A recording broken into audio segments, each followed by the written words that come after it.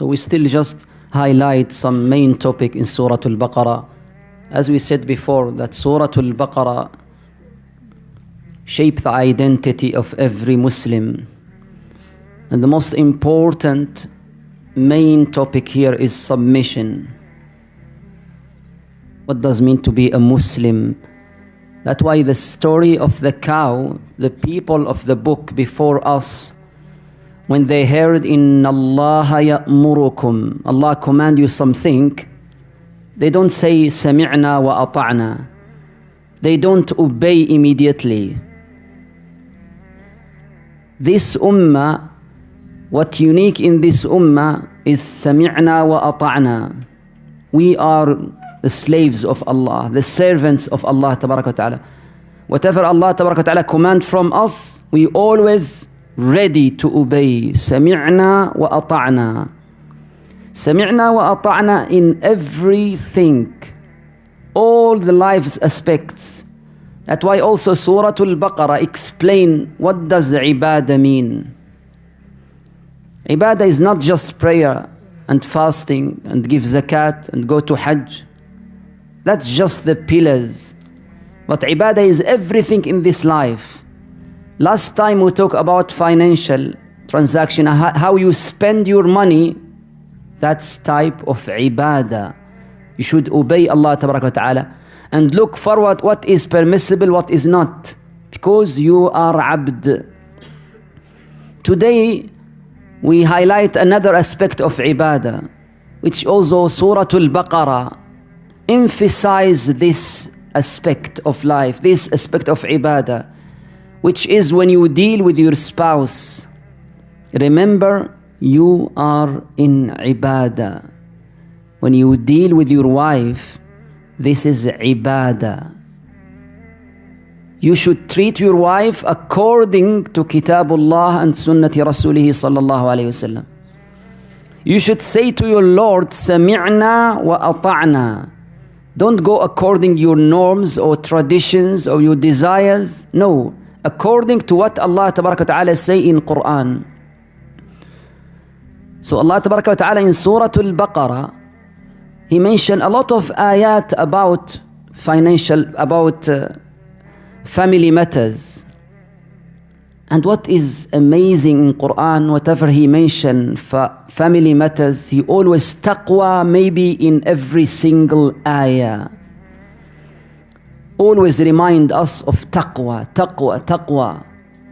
Because what happened between spouses is usually secret between them. Nobody knows what's going on. So Allah remind you, remember, Allah is watching you. And this is type of ibadah. So this ayat Surah Al-Baqarah start with قوله تعالى وَلَا تَنْكِحُوا الْمُشْرِكَاتِ حَتَّى يُؤْمِنْ. Don't marry polytheists, don't marry the pagan people, don't marry non-Muslims. We'll see in Surah Al-Ma'idah after that some exception.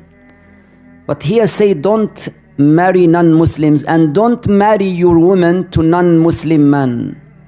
What does that mean? It means you are Muslims. The first criteria you should look for your potential is his righteousness. Because you will establish a family according to what Allah Ta'ala say. So number one, your priority should be righteousness. If you look to your potential, look at his deen, at his character. Does he close to Allah Ta'ala or not? Because this, when you establish family, you want to serve this ummah, to bring a righteous children in the path of Allah Ta'ala. So that's why the first ayah in family matters here is, what's your priority? وَلَا تَنْكِحُوا الْمُشْرِكَاتِ. And Allah said in the end of the ayah, أُولَٰئِكَ يَدْعُونَ إِلَى النَّارِ وَاللَّهُ يَدْعُو إِلَى الْجَنَّةِ وَالْمَغْفِرَةِ بِإِذْنِهِ. They invite you to hellfire, and Allah invites you to paradise and His forgiveness. So first one, when you want to get married, first, before you get married, look for righteous spouse. Righteous spouse, very, very important. Nowadays, some Muslims, they have another criteria. They just look at righteousness. For some people, is not priority. What is priority is he is from my tribe. He is from my family. He is from my race. That's the priority for some people. Allah said this is not priority. Priority is righteousness. Because you will establish a family in the sake of Allah Tabaraka wa Ta'ala.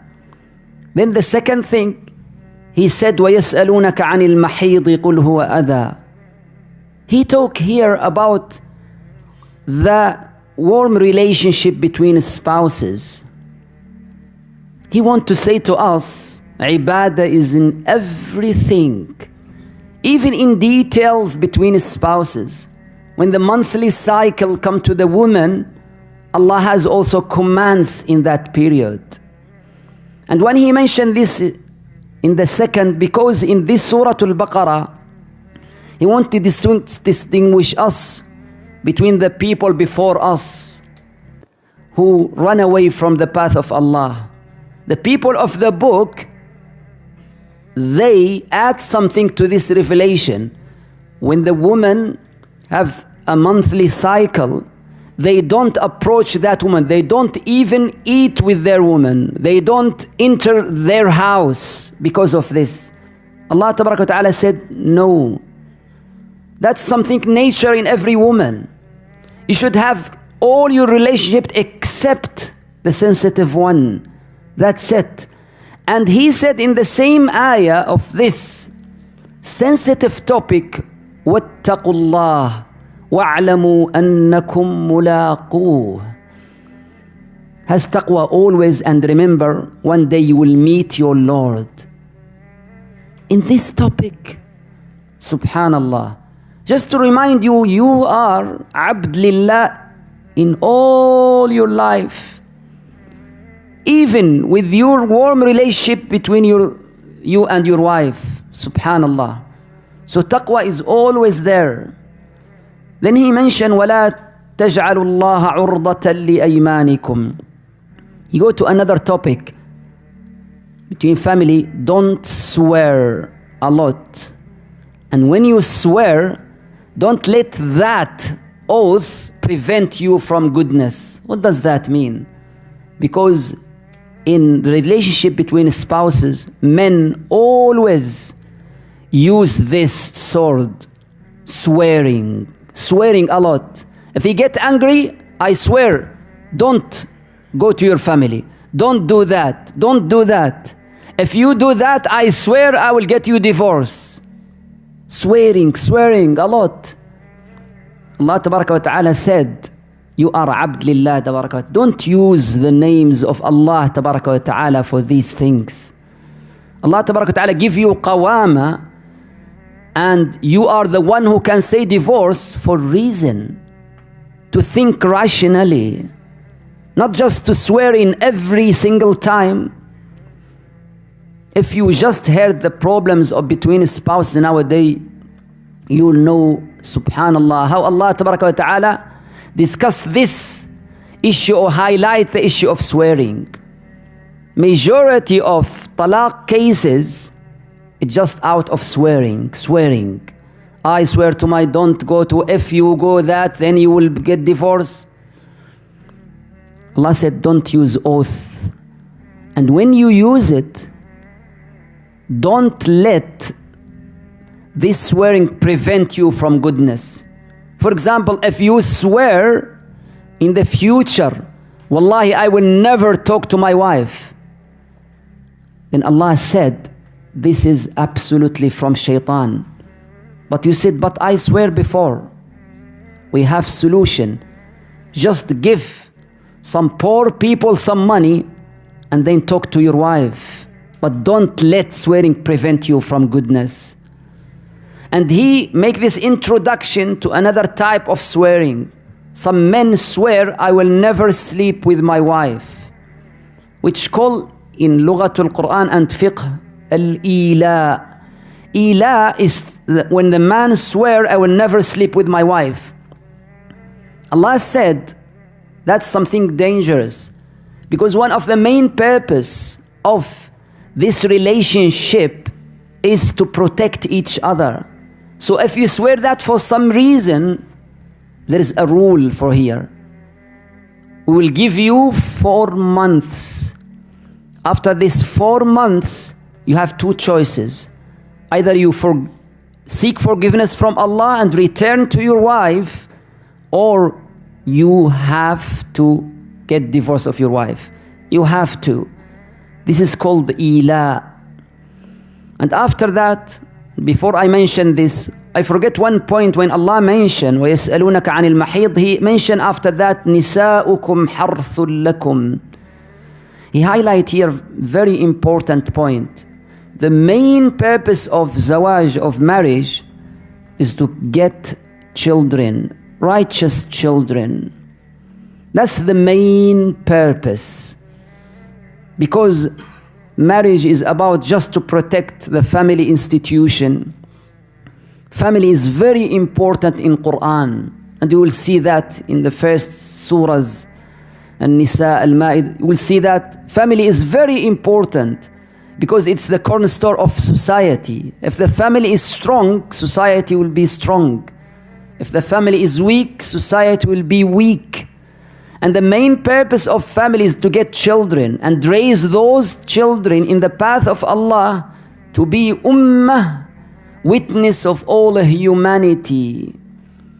So when you read this in Quran, you'll see, subhanallah, nowadays family become not less priority in many societies. So Allah Tabaraka wa Ta'ala remind us of this.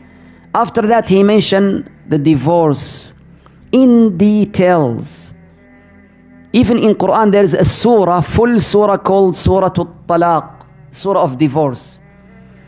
And when the surah of divorce is just in the 2 ayat, number 1 and number 2. The rest of surah is not about divorce, is about what after divorce. What is after divorce? Same here, when he talk about divorce, then he talk what after divorce. Because what after divorce is more important. Divorce in Quranic aspect is just solution. It's the end solution. Sometimes you are not compatible with each other. Divorce can be a solution. But remember, this divorce does not mean that you hate each other, you try to abuse each other. Quran said, فَإِمْسَاكٌ بِمَعْرُوفٍ أَوْ تَسْرِيحٌ بِإِحْسَانٍ. If you solve your problem, then you can live with each other honorably. Otherwise, if you decide to get divorce of this woman, be careful. Divorce is a type of worship. You should do it in the path of Allah Tabaraka wa Ta'ala. How? There's a time for divorce. You can't get divorced in any time you want. No, there's a time when the monthly cycle finish and now the woman is in impurity and you don't touch your woman, then you can get divorced, because that means it's a rational decision. Second, when you get divorced, don't abuse your woman. You should say it in very honor way. You should remember, وَلَا تَنْسَوُا الْفَضْلَ بَيْنَكُمْ. This is your ex-wife. Third, you should give her something, because divorce is difficult for women. It's what we called مُتْعَةُ الطَّلَاقِ وَمَتِّعُوهُنَّ. What does مَتِّعُوهُنَّ mean? Which is now majority of Muslims, they forget this sunnah, which Allah mentioned in Quran. Allah mentioned, if you get divorced of a woman, give her something. Depend to your financial status. If you are rich, give her car. Write down a house in her name if you are very rich. That's called mut'a. Some gift to your woman when you decide a divorce. Can you imagine? And Allah said, على الموسع قدره وعلى المقتر قدره. Depend to your financial status.